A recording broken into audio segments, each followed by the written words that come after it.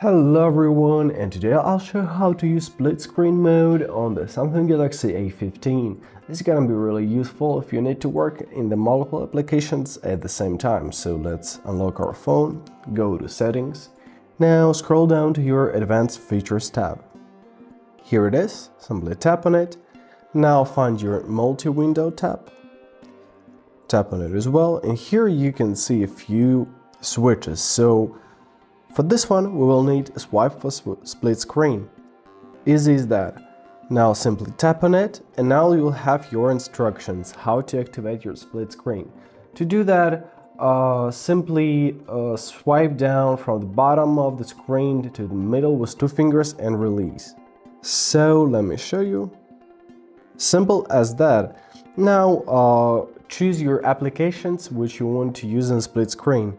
So for example, let's choose our Facebook. Let's continue. Now, as you see, our Facebook is working here.